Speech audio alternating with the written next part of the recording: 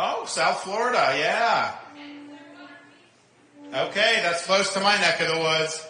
Dunedin. Oh, yeah. When did you sell it? Oh, yeah. Okay.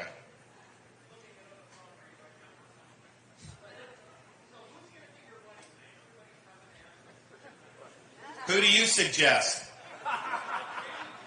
Grady Judd. He's a great guy. Unfortunately, you can't have the same from the same state to do it. Well, listen. Here's what I say about that, because I think it's presumptuous. I mean, I've got 8 delegates. Trump's got 20. You gotta get there. And so I focus on that. But here's what I would say would be my criteria. Number one, the person has got to be able to unquestionably be president if called upon. And not everyone that's been selected over the years can obviously be president. I mean, look, when Biden did Harris, I was like, you've got to be kidding me, because she clearly wasn't qualified. But then I thought about it, he was the oldest president ever elected, and you have a VP. And so I think he thought like it was insurance against the 25th Amendment and impeachment, because no matter how bad Biden is, nobody wants Harris. And so he's got to protect himself on that. So maybe that's why he did it, but not a good selection. So you got to be president, and you got to be able to do it. And I think the best training for that is somebody that's been a governor.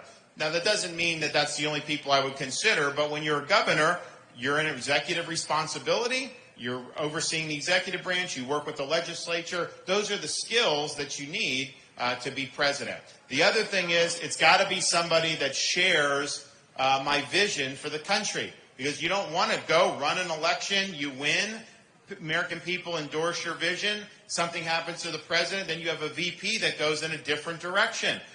So I want somebody that's going to be true to conservative principles. I want somebody that's going to be true to our vision. And if we do that, then you'll have somebody that's good. But I don't put names out there, because I don't think it's fair. Yes. Last question, ladies and gentlemen. We have time for one more question.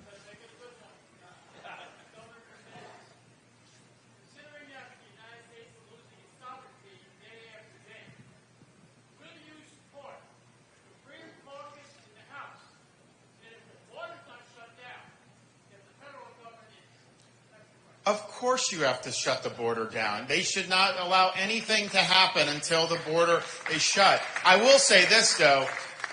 Biden could do it right now if he wanted to. He really could. So with me as president, there are things I want Congress to do, and we're going to work with them. But day one, when we declare that emergency, you're going to see rapid change. It's going to be a really, really big deal. So stay tuned. And here's the thing with the sovereignty as well. That's one of the reasons why I don't think you should be funding the United Nations. Why are we funding this ridiculous institution? I'm not giving any of my sovereignty away to the United Nations. It's another reason why I am going to stop this treaty with the World Health Organization, which is basically a lockdown treaty. And so Biden is trying to do it. Day one as president, we rip it up and throw that in the trash can, and that's going to be dead on arrival. The other thing that we're going to do, which is a threat to freedom, is they're trying to do something called a central bank digital currency. And yeah, so some of you know about it. So basically what it would be is they want to eliminate cash, eliminate cryptocurrency, have one digital dollar done by the Federal Reserve. Now, why would they want to do that? Is that just for your health and well-being? No. It's because they would then have supervision over your transactions. You'd lose financial privacy, and they would be able to prevent you from making certain transactions, like they did in Canada with the truckers and stuff. So you would end up being in a situation. You'd end up being in a situation where, because what they would want to do, they'd want to basically put like a social credit system implemented this. So, you bought too much gasoline this week, you can't do any more. That's what we need to do to fight global warming, right? Then they would say, you bought too much ammunition in a week. We don't think you need that much ammunition. So that's what they would do with it. So sometimes there's threats to freedom that appear benevolent on the surface, like a wolf in sheep's clothing. Central bank digital currency is not that. It's a wolf showing up as a wolf. And I will end it on day one as president. You're not going to have to worry about that.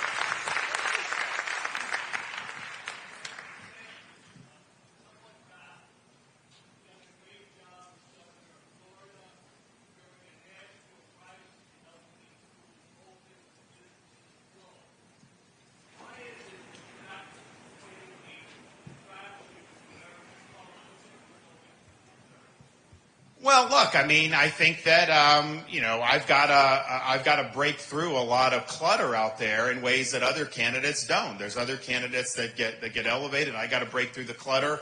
That was kind of the thing with Iowa was, we're on the ground there and I've had $50 million spent against me. That's more than anybody's ever had up to this point in a presidential election. So there's a reason, because they know I would be effective and a game changer, there's a reason why people are coming at me. So I'm getting it from all sides. But here's the deal. Look, I think that the American people, as you've seen more the field narrow, we've got a choice. It's coming to be pretty clear. And I think that when people look at it, I'm the best choice. Yes, sir.